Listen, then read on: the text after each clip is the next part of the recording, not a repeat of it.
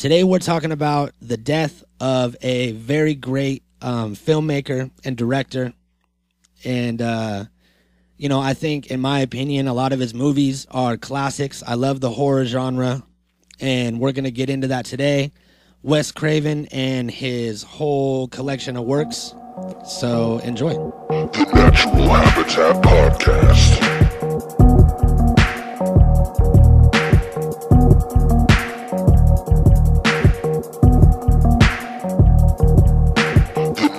Habitat Podcast.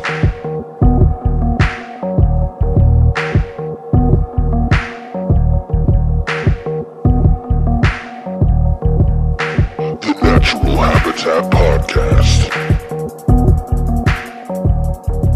What's up, YouTube? I'm gonna just steal that. I'm gonna steal that guy's intro. SoundCloud. What's up, SoundCloud? This is Mikey Booyah coming to you live from the Natural Habitat Podcast. I'm joined by Unknown from Varsity Dropouts, and we are here because the unknown has happened. The unthought of has happened, and a 76-year-old man died. I never would have thought that someone would have died at the young age of 76 years old. He, this man just barely got out of college. Barely decided what he wanted to do with his life, and it was taken from him prematurely. And we are here to remember him by his... He's gone by many names, but the name that we will remember him by is Wes Craven. Wes Craven, unfortunately, passed a couple days ago. He was a writer, producer, and director for many, many horror movies that we have all come to know and love. So I heard about the news. I didn't believe it. Joey was the one that told me in the first place. He was like, oh my God, did you hear about Wes Craven? And I was like, what, Scream 12? Scream 12's coming out? When's it coming? Yep. And then he said Wes Craven died by masturbating and choking himself. And I was like, wow, that's crazy. That was David Carradine. Oh, yeah, you're right. I got him mixed up. Sorry. So that's not how he died. He died from, I guess he was battling brain cancer for a long time. And he was like public with it and all this shit, and then eventually it ended up taking over. And it's really ironic that someone that made all of these horror movies and depicted murder in every single fashion kind of died in a slow death from complications of brain tumors. He didn't get murdered or die in a bloody car accident. There was no gore involved, and I think that that's kind of sad for him, you know what I mean? If I spent my whole life making horror movies and thinking of ways to die, I'd want to die in a cool way. I'm sure he had it in his head. Well, my conspiracy theorist mind is already setting in, and I'm thinking something strange happened. Maybe Freddy took him back into the underworld, or like, you know what I mean? Something happened. I don't buy the brain cancer shit because Wes Craven probably smoked a lot of weed. So yep. I'm sure that the weed would have canceled out the cancer. So I don't know. Yeah, you never really know. I'm not a scientist, but that we are not. I'd like to stress, just like we do every episode, we are not scientists. All right. Yes, it is true that between us we have over 20 years of schooling, but that's mostly grade school and not a whole lot of science class. So we're not really the best to talk about brain cancer and how it kills people and whether he could or could not have been pulled into a dream state where he was chased by the fictional character that he created. We don't know. But I do know that Freddy Krueger was actually based on a story from, it was like Colombian immigrants or some shit that would tell a story about this guy who like was horribly burned in a fire and would like go and fucking like terrorize neighborhood kids and shit.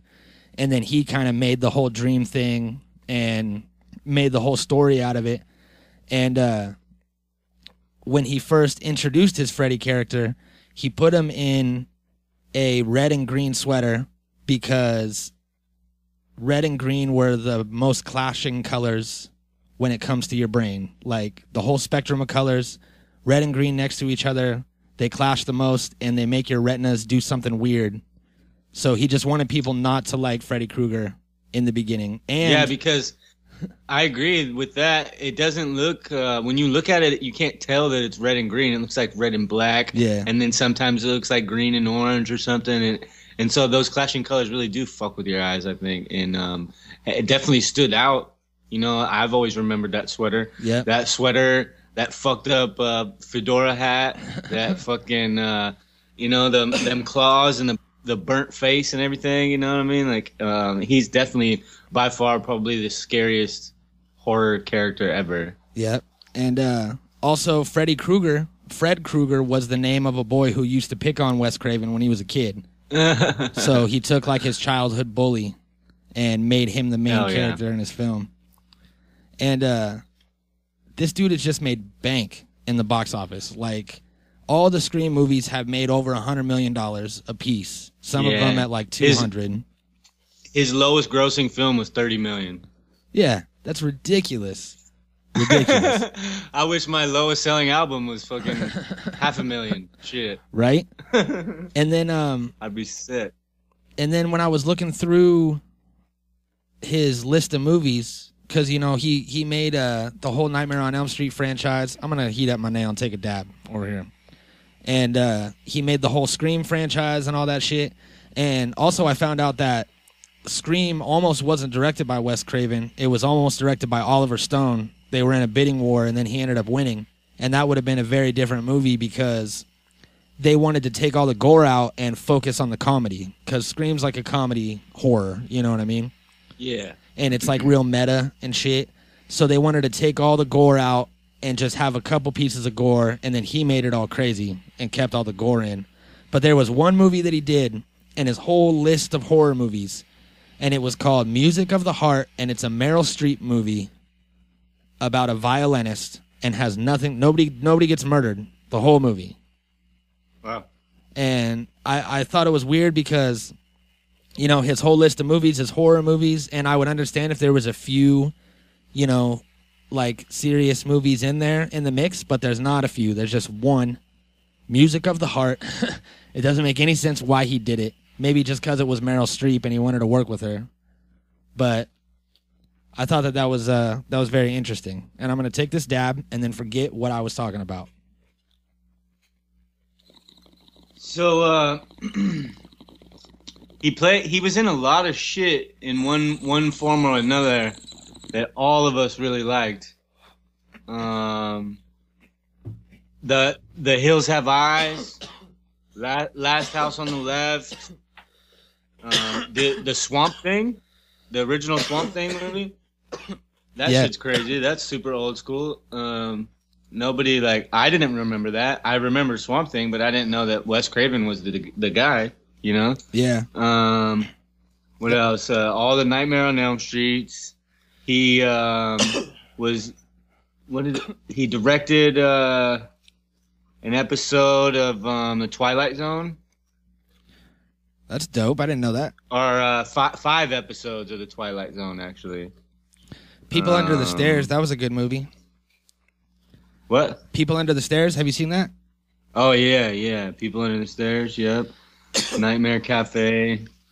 What else? And then All the Screams. There's also a new... Dracula 2000. A new short that he was a part of making called Freddy Krueger Nightmare on Vape Street that implied that Freddy Krueger became the way that he did from smoking a cigarette, and he threw it into a pile of papers. The papers caught on fire and then set him on fire, and now he runs around killing smokers while smoking on a vape pen. And it was a very weird thing. But it's totally official. Like, they had the actual dude playing him. What's his name? What's the guy that played... I'm being a bad horror movie fan right now. What's the guy that played Freddy Krueger? What's his name? Fuck, I can't remember. I know that when I hear it... Robert Englund is his name. Yeah, Robert Englund, yeah. Yeah, so Robert Englund is in this fucking YouTube video. Stoners, huh? What's his name, man? Oh, yeah, Barack Obama. I remember. Yeah. So, fucking... He's still making money off of his characters today. You know what I mean? Even dead. His family's making money. So Scream is his highest grossing film. Yeah, the first one. The first one. Did you see the newest one that they put out a couple years ago? No, but I know they got a TV show out right now. Dude, the TV show is so horrible. It's the worst thing I've ever seen in my life. Joey? Isn't it on MTV? It is? Just do me a favor. Or if you are a true friend of mine, you will never watch that show or tell anybody to watch it, okay? I don't care how dead Wes Craven is and how much we loved him when he was alive and how much people are going to pretend to love him and appreciate him now that he's dead. All of that aside, the Scream TV show is the worst thing I've ever seen, ever. It's just full of social media references. Right. Yeah, well, I boycott MTV anyways, and until Varsity Dropouts are on MTV, I don't got nothing to do with them. Yep. And then even after you are, just don't watch the Scream show, all right? Yeah, probably not. It's really bad. Because I was excited when I heard it was coming out, because Scream was one of the first scary movies that I saw. The first scary movie that I saw was the Night of the Living Dead, the original one, and scared the shit out of me. And then the first movie that I saw, like, with myself, when it was just like me and like it was my cousins and we were just kids at home alone, and that's like the scary shit when all the parents are gone and it's like nighttime and it's raining and you're watching horror movies for the first time. Yep. And we got down on Scream, and that fucking shit scared the fucking shit out of me. There was some giant, like they had big glass doors on the back of the living room behind the couch, and it reminded me of the bitch's house in the beginning, like how he's all running around in the backyard and shit. So I always just thought that Ghostface was out there watching us watch the movie. He was kind of the king of sequels, if you think about it. You know, like almost every single thing he did had a sequel. And I don't know how. It's crazy. I don't know how the TV show got so far away from him. I'm looking. I'm looking in here, and he has no director's credit or anything for the TV show. Well, I guarantee that's why it sucks. Yep. So at least we could say that he stayed out of it. No, he was a producer. He produced 10 episodes of the TV series. Fuck you, Wes Craven. I'm not gonna pretend. I'm not gonna pretend that you did a good job just because you died the other day. All right. I'll let you know right now, because I know that it's as soon as you pass on to the other side is really just blackness of space that you're floating through, like in that Matthew McConaughey movie where he flies a space shuttle. What's that movie called? That new one. I don't know. Look, I don't watch Matthew McConaughey movies either, but I saw this movie because it was all about space and shit. It was called something with an I. All right, somebody knows. Whoever knows, call Interstellar. in. Interstellar. That's what it was. Yeah. And that movie was really fucking good. Super dope. But Interstellars. Yeah. We can't remember any names when we think of it ever. Never. What was that? That one thing, man. I know we're bad at it. We're way bad at this. Super bad. People say, man, your podcast is almost at 70 episodes. Like, do you find it? Is it like easier to like go through? Like, is it like fun, or do you have to like kind of push it sometimes? And I'm like, it never gets easier. I feel like I'm getting worse as I go along. I'm slowly unlearning how to do this. So bear with me, guys. I'll remember everything one day. But yeah, dude, the TV show's so horrible. So if anybody wants to see that and is excited about that, just stay away and just watch the Scream movies. Scream 4 was dope. It was really good, the newest one. I think back in the day, everything was way better when it was way more like campy, like how Nightmare on Elm Street and the Jason ones, Friday the 13th. Yeah. I feel like it was one or the other. Like we always liked both, and we liked all those. Like every big horror franchise had the sequels list, and like had the whole series. All of them, fucking Pinheads, the Poltergeist ones, the fucking Nightmares, the Friday the 13th, the fucking everything had a series. And so they were like all trying to compete, it felt like to me. Yeah. And I think by far the most clever ones were the Nightmare on Elm Streets because it was just something so relatable. Not everybody goes fucking to summer camp, and not everybody has to worry about fucking Jason coming out of the lake and shit, you know? So, I mean, maybe if you live by a lake, that one would be more important to you, I guess. Yeah. But, you know, the Freddy shit was different because it was something that was more real to everyone. Like, yeah, everybody has bad dreams. Everybody has lucid and vivid dreams, you know, to an extent. So everybody can generalize it and relate to it in some way, shape, or form, you know? Yeah, he had a lot of realism in his movies, which was cool. Like, very... And some of the most iconic images ever, like the tongue coming through the phone and the fucking, you know, like I used to have the trading cards, the Nightmare on Elm Street trading cards as a kid. And like I had like, it would be like the most famous images from those movies. And it seems so fake looking them up now. You look at like, oh wow, like we can't believe we were scared by shit like that when we were little, you know what I mean? Like can't believe we thought any of that shit was real because it's all such, like it's all puppets and like, super fake things, but then again, so was Star Wars, you know what I mean? So, and that felt real as fuck too. So it's like movies just had that different effect then because it was tactile, because it was real things, physical things instead of imagery. Yeah, that you could tell wasn't really there. And he did a lot. He started a lot. One of the things that he started was Johnny Depp's career. Johnny Depp is still here today, making fucking horrible, weird movies where he's in all this makeup and shit. And that's because I love him too. And that's because he fucking started in Nightmare on Elm Street, and that was one of the biggest movies ever. Like everybody still knows that movie. And another thing about his different franchises that Wes Craven had, you know, he had the big ones that I could think of are Nightmare on Elm Street, The Hills Have Eyes, and Scream. Like are his three major big things. And then The Last House on the Left was his very first movie that he ever made, and that movie's been made 3 times. He redid it 3 times. And all of these stories they're different from each other, you know what I mean? It's not the same formula, it's all different shit. And a lot of the monsters, quote unquote, in it aren't monsters. They're real. They're people. Like, I mean, in Nightmare on Elm Street, it's a child molester that got burned, and then the dream part is a little weird, but that's based, like, Freddy Krueger's a real person.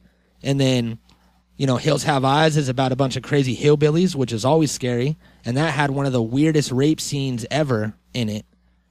That was, like, it was scary. Fucking, it was weird. The Hills Have Eyes was one of the first movies to get a X-rated rating that wasn't pornography. Yeah. And that was just because of the violence and the gore that was in it. It was like shocking. And I actually have a quote here from Wes Craven, and he says he was on Dr. Ruth, and it was him and Clive Barker, and she asked why horror movies are so gross, and this was his response. It's very simple. It's down to the body, which is the simplest thing that we all possess and have to depend on as our own body. So if that's threatened, that is ultimately threatening. We want to know, in a sense, that it has real guts to it, that it has insides and we know it's fragile, and a film that has that in it is not civilized.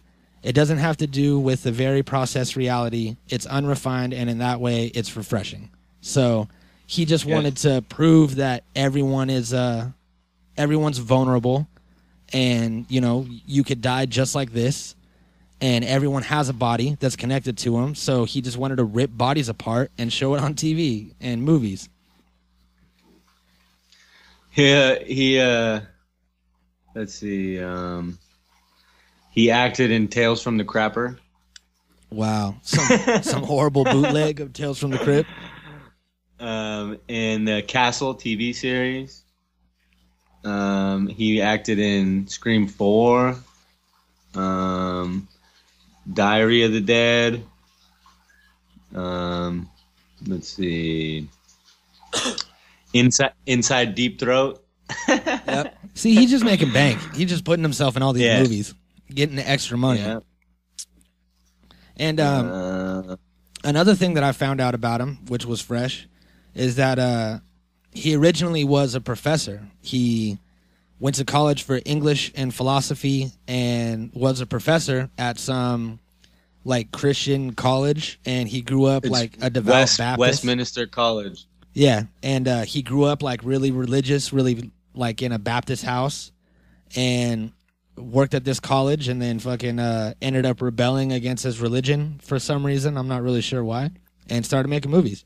And another thing he did before he made horror movies, and I also think during his horror movies, was birdwatch. He loved bird watching. Everywhere he went, he would fucking look at birds and mark down all the ones that he saw in his book, and it was like his pastime, which is a really, really weird pastime for a guy who writes about college girls getting raped and murdered. You know what I mean? It's not what I would have expected at all. Yeah. But it just goes to show. I'm tripping on his porn work. Yeah, he's got a lot. It says he made many hardcore X-rated films. Damn right he did. Very many. And I guess I found something. He said there was a lot of money in it, that he would just make bank. Fucking back then, yeah. Yeah, making porno, because it was real underground and scary. Yeah, well, as big as it is now, there ain't no money in it. Yeah. Unless you got a stable of fucking webcam hoes. Or a fucking third arm or some shit. I'd click on that. Yeah. Or if you're Justin Bieber or somebody famous and they want you in their films or something. Yeah. Fucking Kylie Jenner just turned 18 and all kinds of porn companies hit her up. Yeah. Like, it's time for you to follow in your sister's footsteps. Yeah. Whenever you're ready to make a deal, hit us up, you know. They offered her like some fucking like millions of dollars, like hundreds of millions of dollars to do a porno. Just to do one porno. I don't know about hundreds, but I know it was millions. I'm going to say $600 million. That's what I'm going to say. Right. And she turned it down because she's getting that Caitlyn money. Yeah, and well, Tyga ain't got no money, so no, he's going broke. Her family's rich, so she'll be all right. She's taken care of. She's like that. You hear about that? The king of Instagram guy. Yeah, and they Dan Bilzerian. Yeah, they ended up finding out that it's all like his dad's money, and that he like rents a lot of shit. He's won over $100 million from playing poker.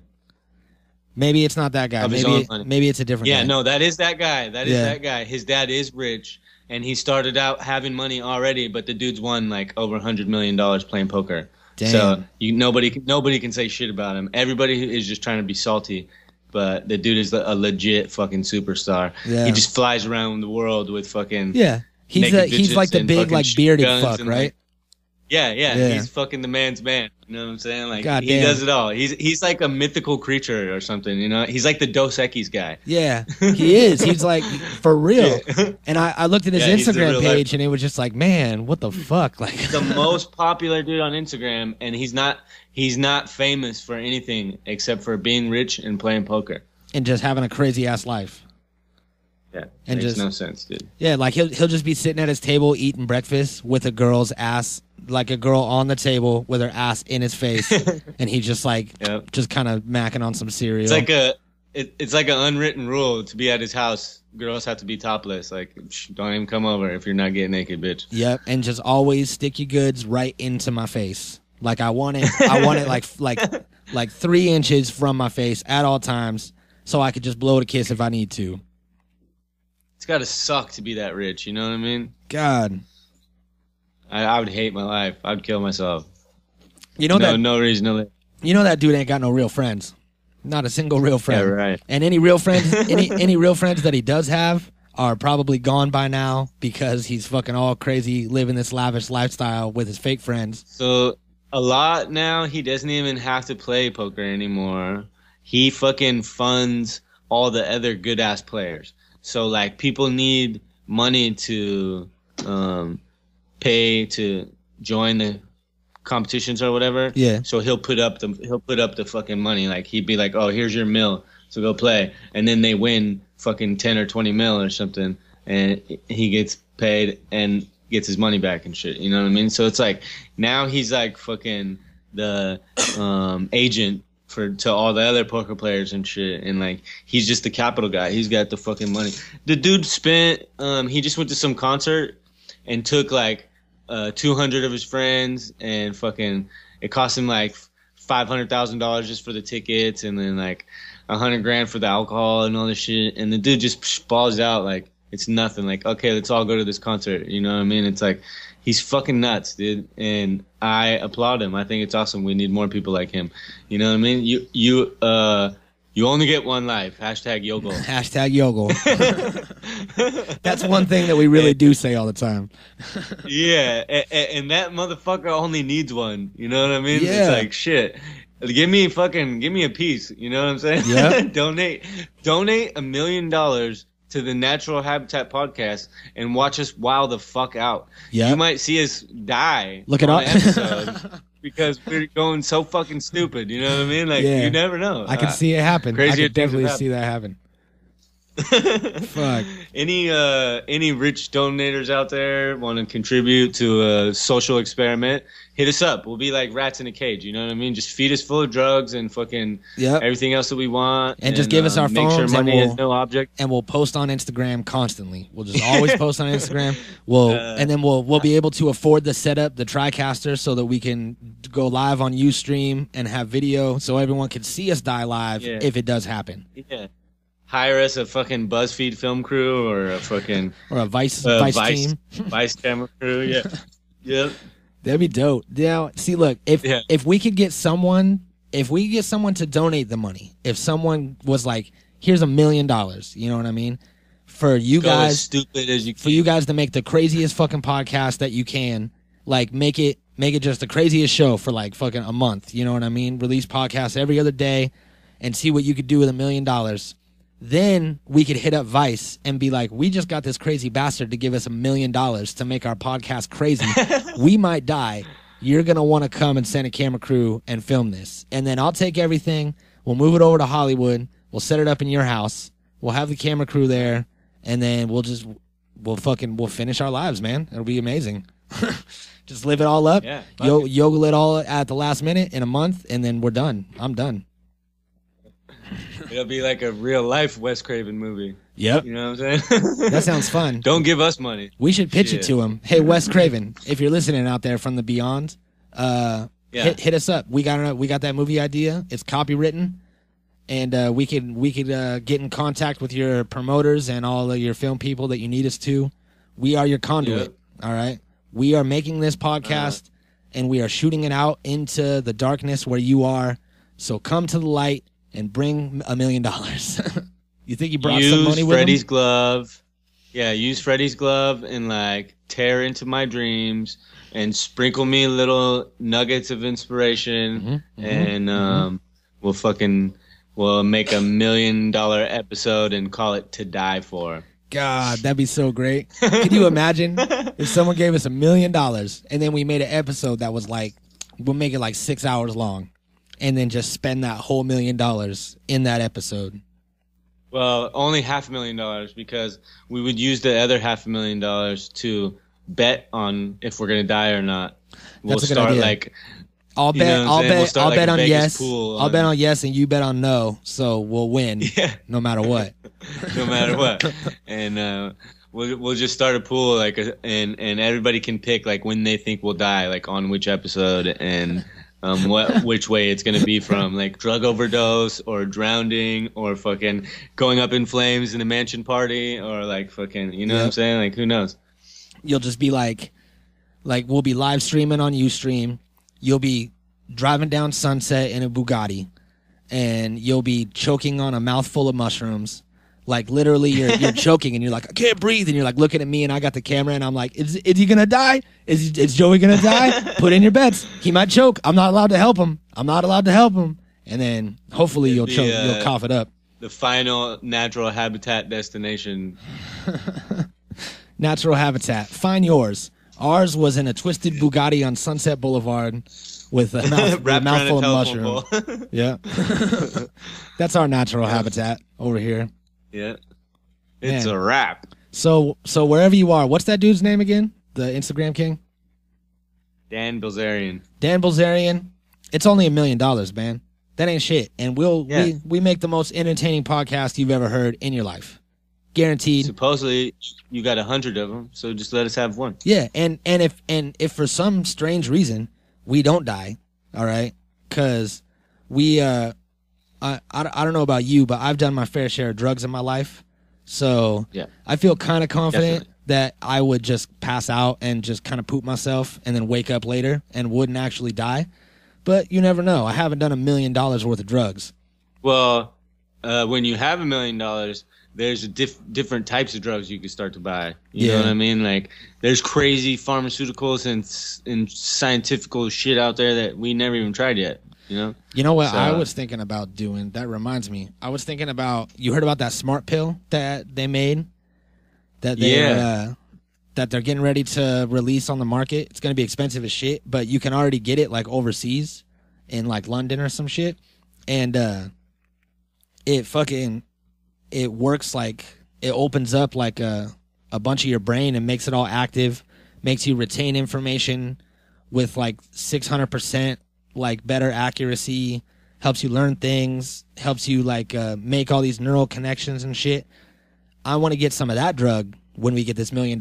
We'll get those smart drugs and then we'll pop those and then just make the most informational podcast that anybody's ever heard ever. We'll just break everything down. Yeah. And then maybe we'll die turn off of into that. Scientists overnight. Yeah, I'm sure you could overdose off of that too and just get too smart. Or maybe just get And then your smart. brain explode. Get smart to the level to where nobody wants to talk to you because they can't understand what the fuck you're saying. Or they just don't or they don't care. I'm gonna take another dab over here in memory of Wesley Craven. Wes Craven, man. Yeah. So Scream grossed $173 million. Scream 2 was $172 million. Damn. Scream 3 $161 million. Scream 4 $101 million. That's fucking nuts. Red Eye $95 million. The Hills Have Eyes $69 million.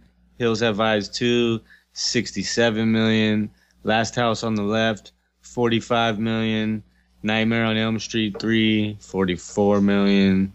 People Under the Stairs $31 million. That's Damn. Only 10 film with a lifetime gross of like over $1 billion. Mm-hmm. And that's not counting all the other shit that he was a part of, because he was a writer, director, and producer, which is a triple threat. So when you go to his IMDb page, you can look at, the movies that he wrote, which is all of these classic horror movies, and then you can watch the movies he directed, which is all of those plus some more, and then the producer credits are even different shit. So that's a lot of projects he did, a lot of money. And I read a thing that his biggest movie is Nightmare on Elm Street, but that actually came 15 years into his career, and people think it's like his first movie or one of his first movies. But he'd already been making movies for 15 years, and it was his 7th non-porno movie. Yeah, so Last House on the Left came out in 1972. Hills Have Eyes in 1977. Stranger in Our House 1978. Deadly Blessing 1981. Swamp Thing 1982. Invitation to Hell 1984. And then Nightmare on Elm Street also in 1984. Yeah. And then the list keeps going from there. But so all those films from the 70s on, every single thing he's done has been good. Like, none of them, Stephen King is like the supposedly contestant for the king of horror films as well, right? Well, his are always like low budget, like B-rated films and shit, like, his movies are horrible. I think they've always been done like that on purpose, though. Yeah. You know what I mean? Like, it's not that he couldn't afford it, because he's always been #1 bestseller with his books and everything, and he could have easily translated that over to movies. I think that they chose to do low budget B-rated shit for a different type of dramatic effect, you know? Yeah, Stephen King movies, they do have a certain feel to them, you know what I mean? Because there's B-rated movies that are horrible, but Stephen King movies are good. Yeah. They have like a good storyline and like crazy shit, you know what I mean? But it's also because it's based off of his gnarly ass books. I think that I think that the new king of horror that is going to take Wes Craven's place is going to be Eli Roth. What about Rob Zombie? Oh man, everything Rob Zombie's done so far has been impressive. And he's not even a fucking movie guy, you know what I mean? Like, he's evolved into a movie guy from music. See, I love Rob Zombie, and he definitely is up there because all the movies that he makes are classics. They're some of my favorite horror movies, and he has a new movie that he's working on right now called 31. That's about a bunch of carnival workers that get they get kidnapped on Halloween, and it's like 4 different stories, and they all have to try to survive. But I thought it was cool because got the dab cough. Sorry. I thought it was cool because the carnival is called Murder World, and Murder World is something that is talked about a lot in comic book culture. Like in all kinds of X-Men and Batman comics and shit, there's always Murder World posters in the background. And in one issue of, I want to say it was an X-Men comic book, they go to like a reenactment of Murder World. You know how like in X-Men they had that room that would like that they would like train in, and it would like make an environment and like make sentinels or whatever that they would fight and shit. Well, they went in the room one time, and it turned into Murder World, and they were in there, and it's like some like twisted theme park. So I'm hoping that's what he is kind of basing it off of, kind of bringing it in there, because nobody's ever been inside a Murder World. You've only been in that simulation. Like, it's always just talked about but never seen. So that's dope. But Rob Zombie is kind of new to filmmaking. He goes back and forth between, because he just released a new album. It was a rat, something exterminated rat vendor or some shit like that. But it was. Have you been to any of his like festivals?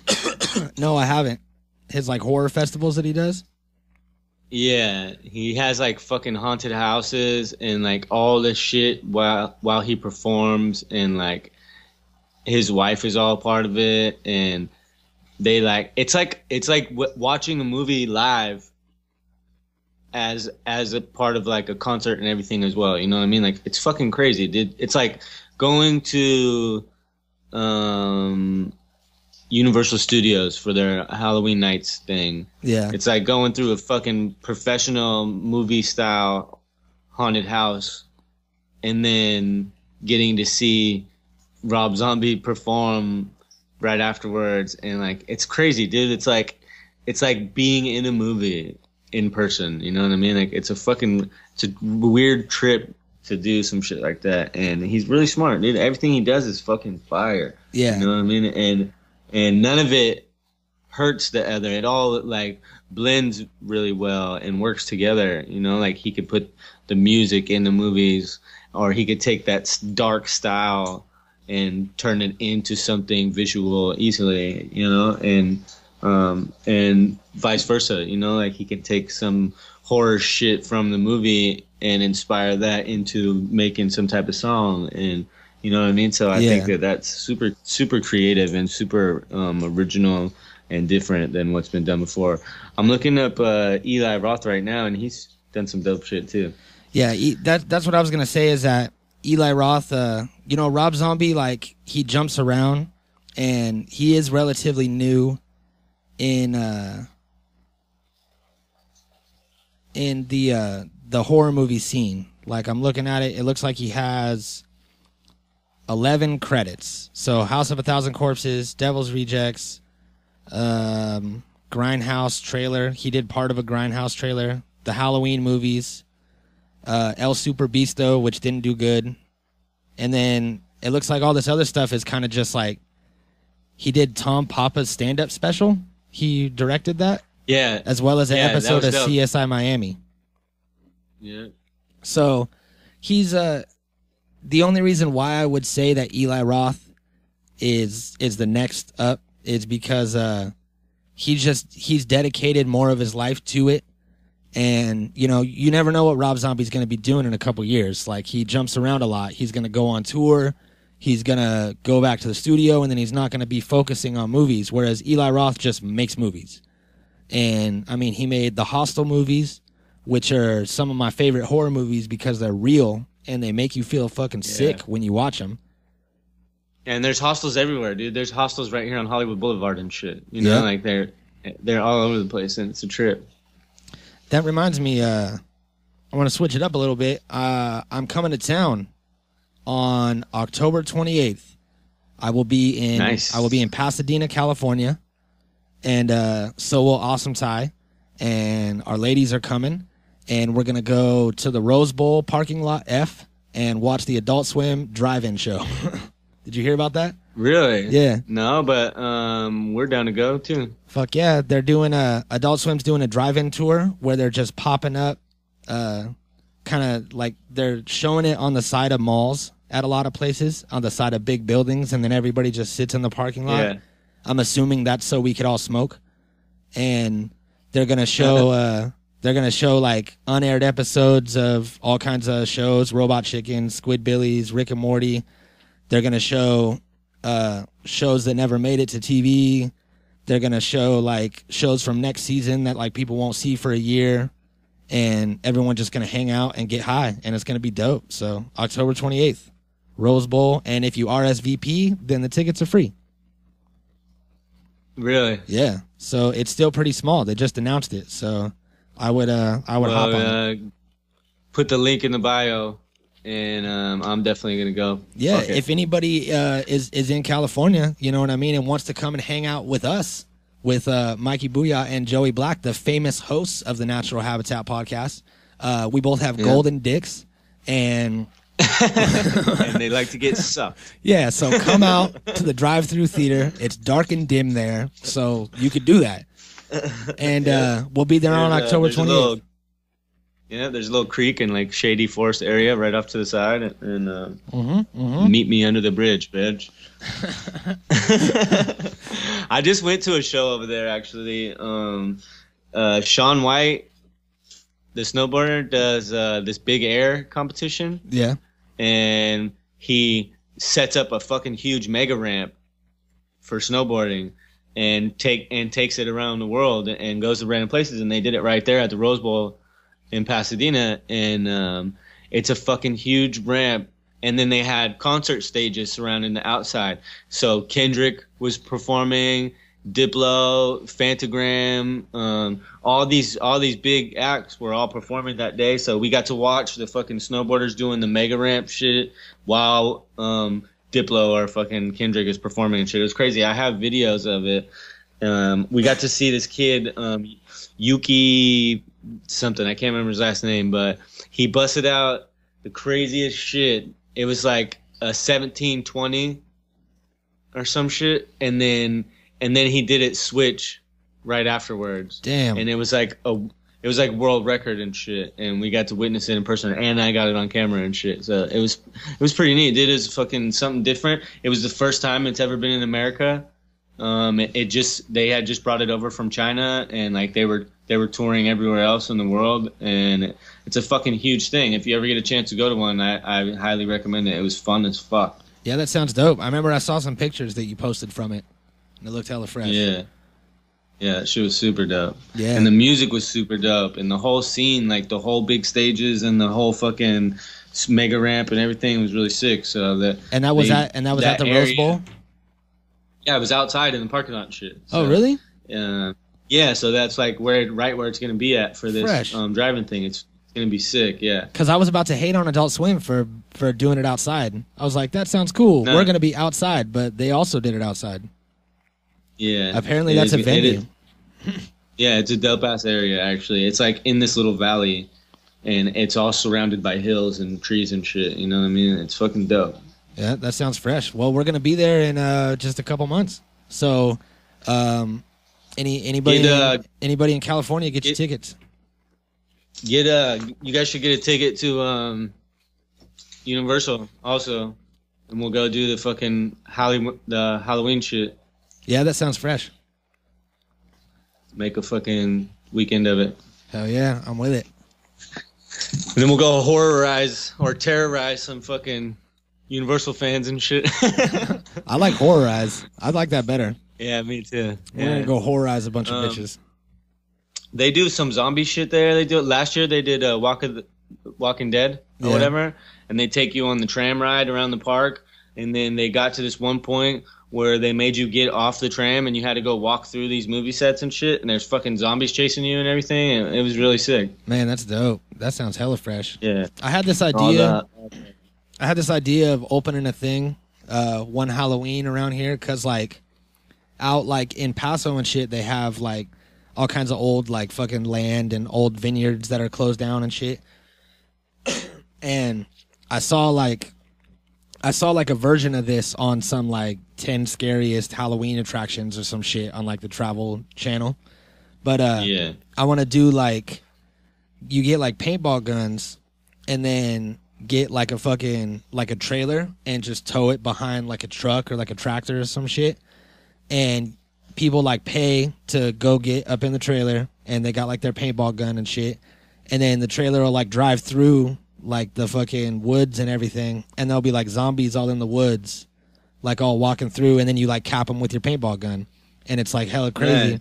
And it looked hella fun. Like, the dude that I saw doing it was just doing, like, some walkthrough thing, like, in his yard, and I was like, we should do that, like, just out in some fucking, like, field somewhere. That'd be hella scary, and just make hella bank. So, not this year because I'm going to be in Pasadena, but next year, look forward to that. It's going to be Mikey Booyah's Shoot 'em and Scoot 'em, Boot Scoot and Boogie Zombie Paintball Jamboree.